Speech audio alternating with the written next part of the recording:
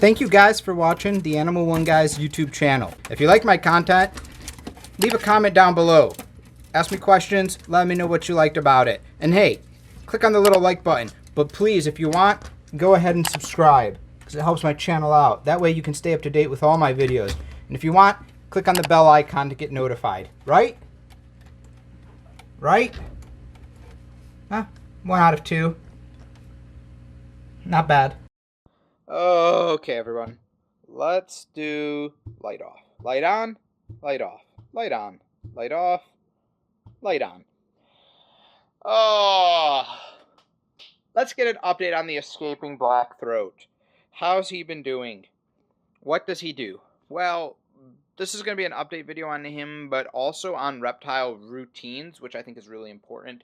And this is not only for larger monitor lizards, everyone, but you guys know, if you have a bearded dragon, if you have a chameleon, you know your reptile. If you've had it for a while, if you've had it for a couple days, it's not, you don't know yet. But trust me, you will know.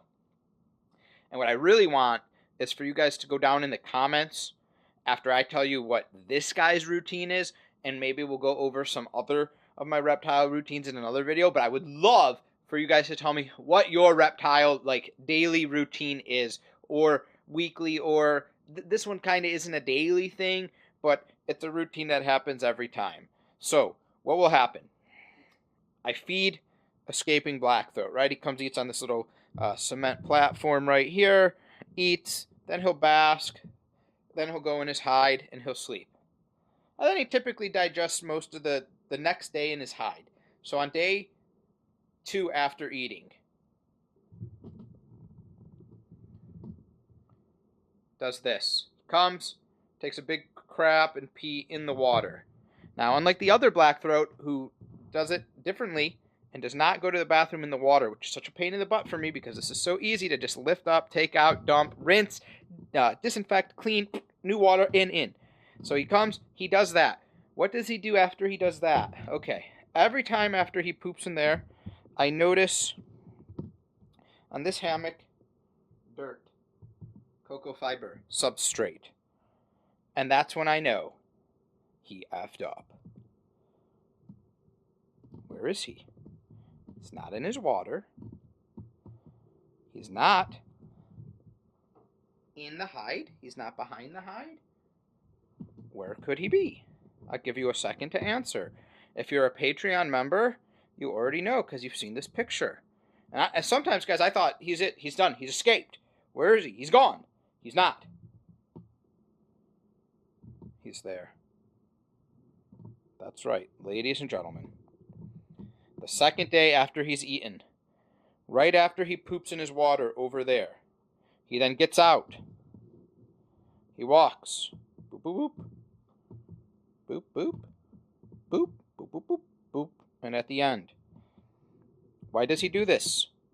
I don't know. I think it's to dry off. I also think it's a really good basking area. So let's address some concerns, because sometimes people could be really worried right now. So let's address concerns. So that is a T8 UVB fluorescent tube light. And it gets to really the scary part for people would be, is he going to burn himself? And that's a great question.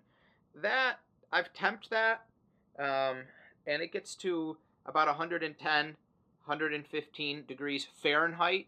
So no, he is not going to burn himself. It's perfectly safe for him to lay up there and not get any skin burns.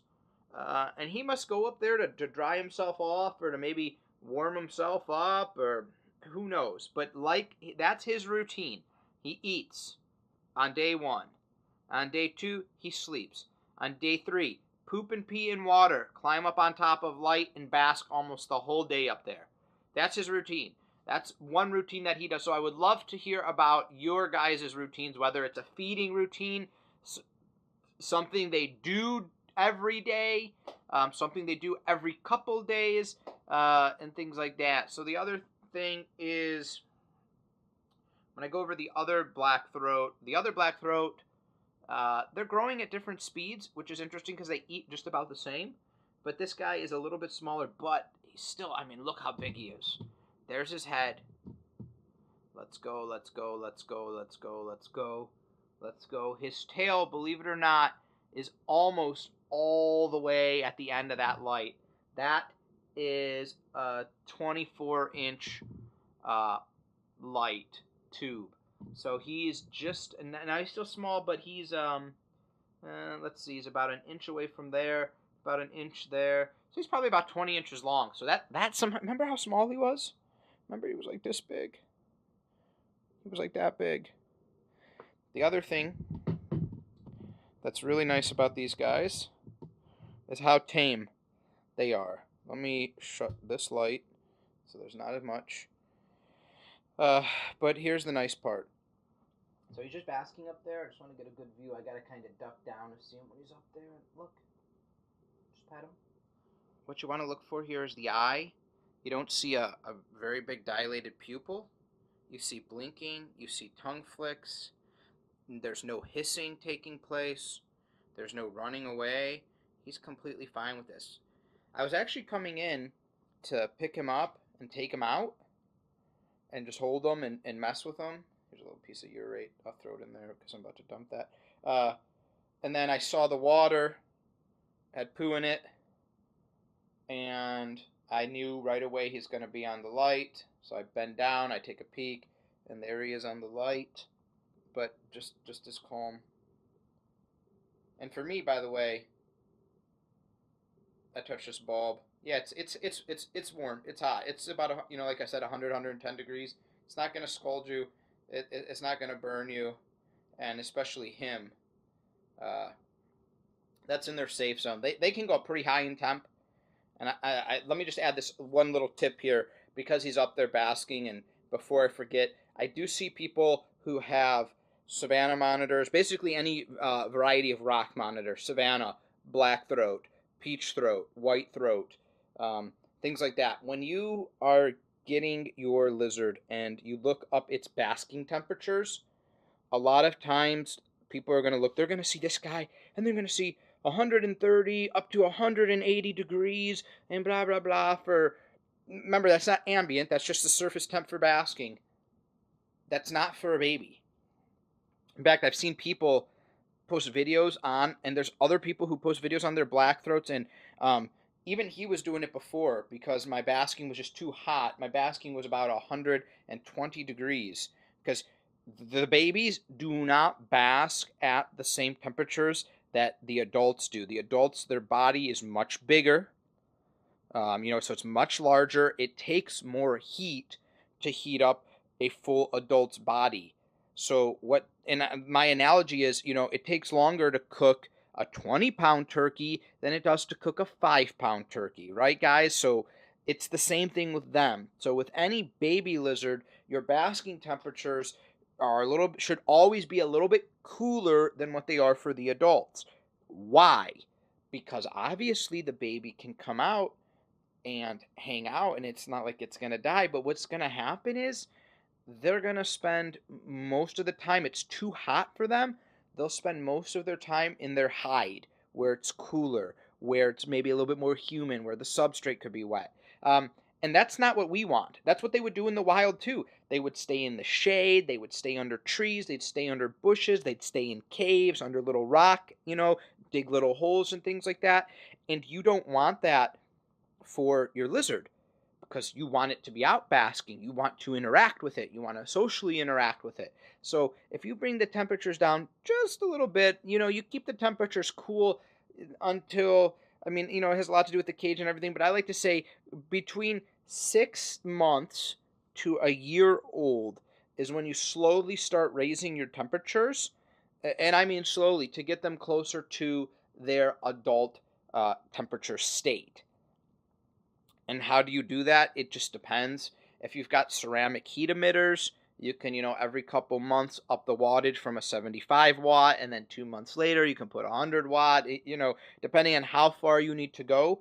If you've got a big enclosure where the heat is really high up, you can slowly lower the heat fixture, which will increase the temp. Or you add a second fixture altogether. So there are multiple things you can do to control that temp. but you don't want it to rush up there so quickly, because all you'll get is, again, like I said, it's not really going to damage them because they'll just stay in the cooler side. So as long as they've got cooler, a hide or some water, but you want them, most people, they'll do this. They'll put the basking platform kind of right in the front. So when he's here, he's basking by the front of the tank. He's laying here. He's really relaxed. He can see you. You can come. You can open the doors. You can pet him easily. A lot easier than, me digging my hand in here and feeling for him and patting him. Or even like when he's up there, I got to come down and I got to bend down and look up and then pet him. Where here, he would just be perfect level, super easy. Your temperatures are too hot. If they're not basking a lot, it's just too hot. Lower them down. You're probably doing the adult temperatures, and honestly, that's a really bad thing I see, because people are like, yeah, oh, you got a new Savannah monitor, basking spot, minimum 130 to 160 degrees.